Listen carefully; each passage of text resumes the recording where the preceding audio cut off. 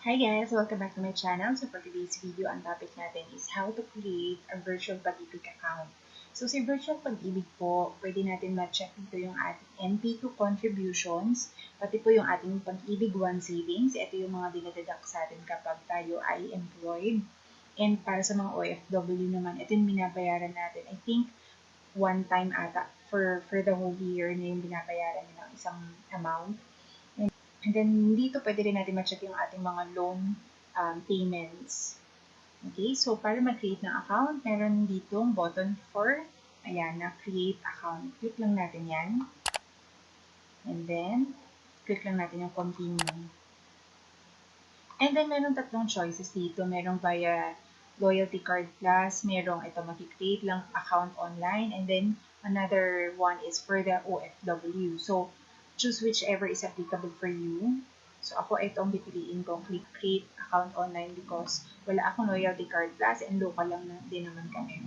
And then, fill out all the necessary info, your MID number, your last name, first name, middle name, date of birth, and contact number, and then click proceed. So, i-complete ko lang muna yung details nito, and then I'll click proceed, at yun na yung, kung ano yung next screen, yun na yung makikita nyo dito, guys.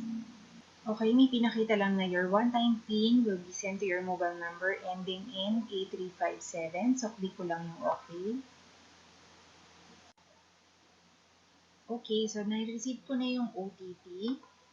And then, ayan, kaso naghahang siya ng ganyan. So, I'll just wait for it kung saan ilalagay na natin yung ating OTP. So, pag yan na-experience yung antayin na lang natin kasi medyo matagal siya.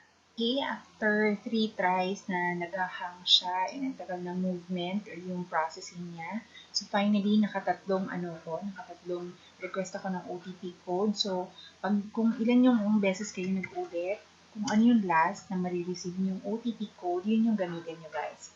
And then, click lang natin yung proceed. Ayan. So, dinisplay na niya yung member information and then kailangan nilang kumpletuhin. So, user account. So, kumpletuhin lang itong details na to. We need to supply email address and then security questions for password retrieval in case na makalimutan natin in the future. And then verification, place of birth, and then mother's maiden name. Tapos, upload photo of valid ID.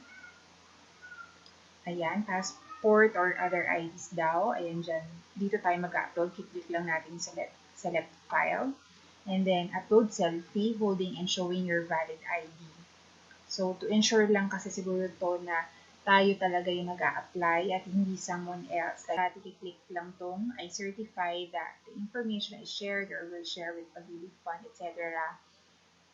In connection, dapat correct yan, no falsification of documents. Tapos yun, click lang natin yung submit button.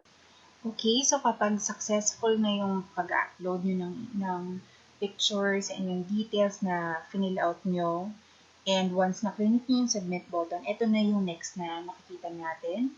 You have successfully created your virtual Pag-Ibig account. We will notify you via text message once your account has been activated for you to start viewing your Pag-Ibig savings and loan records and enjoy many more services via virtual Pag-Ibig. Thank you and stay safe. Okay. So, click lang natin yung okay na button. And by the way, guys, kasabay niyan ay naka-receive din ako ng text na sinasabi yun nga, you have successfully created your virtual Pag-Ibig account. Same content lang din naman. And then, next step natin is to wait na lang for the text message na sinasabing successful na nga yung ating account creation. And eto na nga, naka-receive na tayo ng text message na sinasabing activated na ang ating virtual Pag-Ibig account in less than 24 hours. By the way guys, kung sakali man na naka-receive kayo ng text na activated na yung inyong virtual Pag-Ibig account, tapos hindi pa kayo naka-receive ng email, kasi dun sa email, dun yung makikita yung initial password na gagamitin nyo para makapag-login sa inyong virtual Pag-Ibig account. So, in case hindi kayo maka-receive ng email, ganito yung gagawin nyo. So, balik lang kayo sa pagibigfundservices.com/virtualpag-ibig and then punta kayo sa login button. Click natin yan. And then, continue lang. And then, from here, click nyo yung sinasabi dyan na first time login. Meron dito sa baba, diba, email address, tas password, verify. Yan yung kung meron na kayong na-receive na email na containing your temporary password. So, kung wala nga, ito yung i-click nyo. Yung click here to resend your temporary password. So, dito, kailangan nyo i-provide yung inyong Pag-Ibig MID number. And then, I'll click verify. Tapos, yung susunod na papakita ko is kung ano na yung mangyayari after this. Okay, sa pagka-click ko ng verify, meron nung nag-pop up na your one-time PIN will be sent to your mobile number. So, click lang natin yung okay. And then, ito yung area kung saan natin ilalagay yung ating OTP na na-receive. Okay, so i-type in ko lang. Then, click lang natin yung proceed na button. Okay, resend temporary password. So, ang i-display niya dyan is kung ano yung niregister natin na email address.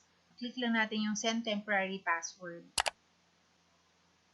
Okay, so sabi, your temporary password has been successfully sent to your email address. So, click lang natin yung okay, and then open natin yung email address. And ito na nga guys, naka-receive na ako ng email na yung virtual Pag-Ibig account activation. So, sa email na to makikita yung temporary password na binigay sa akin. And then, merong link dito sa email na to na i-click natin para mag-login tayo. Ayan. Itong simply click here to start using your virtual Pag-Ibig account. So, click ko lang to ha. And then, dinala niya na tayo doon sa first time login na page. So, isusupply ko lang yung email address and then yung temporary password na indicated doon sa email na na-receive ko. Again guys, ginawa ko lang tong step na to because hindi ako naka-receive ng email for the details ng aking account activation. Ang na-receive ko lang is yung text message. Eh, yung email nga, nandoon yung temporary password and yung link kung saan ako mag-first time login. So, yun nga ngayon, na-supply ko na yung aking email address and then yung password, yung temporary password. So, I'll click verify. Okay, so here, kailangan na natin mag-nominate ng new password. So, mag-type lang ako ng new password and then I'll click submit afterwards. By the way, sabi dito, password must be at least 8 characters. Okay? So, once na makapag-nominate na tayo ng bagong password, may magpa-pop dyan na sinasabing password reset successful. You can now log into virtual Pag-Ibig. So, click lang natin okay para makapag-login na tayo. And then, ito na yung pinaka-login page na supply lang natin yung email address and then yung ninominate natin na password as in yung pinalit na natin. Yung create natin password. And then, I'll click login. Okay, and ayan na, nakapasok na tayo sa virtual Pag-Ibig account. So, anong makikita natin dito sa virtual Pag-Ibig account na access natin? Ando dyan yung regular savings. Ito yung Pag-Ibig 1 contribution. Ito yung kung employed nga tayo. Ito yung dinededuct sa sweldo natin. Or kung OFW, ito yung one-time binabayaran natin bago tayo umalis ng bansa kasama sa requirement sa OWA ata. Ayun. Anyway, MP2 savings, which is yung pinaka-purpose naman talaga kung bakit ako nag-create ng account, is to view yung MP2 savings, yung contribution. And then, andyan din yung housing loan. Pwede natin i-view yung multi-purpose loan, calamity loan, what else? So, yun. And loyalty card plus. Although sa housing loan, I think, ayan, kailangan nating mag-add. Kung meron tayong existing housing loan, hindi siya agad-agad mag-view dito. Ang kailangan natin gawin is i-add yung housing loan natin. Kasi, ayan o, wala. No housing loan record found. So, ang kailangan natin gawin dyan, kung gusto natin ma-display dito yung ating housing loan, mag-add tayo ng housing loan account dyan. Okay? Now, sa multipurpose loan naman, tingnan natin ha, kasi hindi ko ma-view yung sa babang part. Ayan, hindi ko makita. Anyway, punta na tayo sa MP2 savings. Okay, so ayan. View lang natin. O, ayan. Andiyan yung, dito makikita na natin yung ating mga contributions. Total na contribution ko ay 17,200 total dividends na na-receive ko ay 1,441.35. Now, pwede rin natin i-view yung contributions per year. So, halimbawa, 2020. For 2020, wala akong na-receive na dividend because wala akong naging contribution for 2020. So, parang ganun siya. Kung kailan kang year, merong naging active ka, i-receive kang dividend for that year. So, tingnan natin 2019, which is alam ko meron talaga akong contribution noong time na to.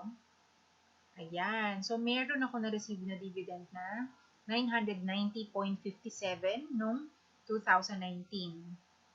Ang naging hulog ko noong 2019 na na-post nila noong 2000 ay 7,000. Napunta tayo sa 2018. Ayan. So, noong 2018, ang naging dividend ko lang ay 450.78. Although, ang nahulog ko dito ay 10,000 in total. Bakit mas malaki yung sa 2019? Ang reason po niyan is because of compounding of interest.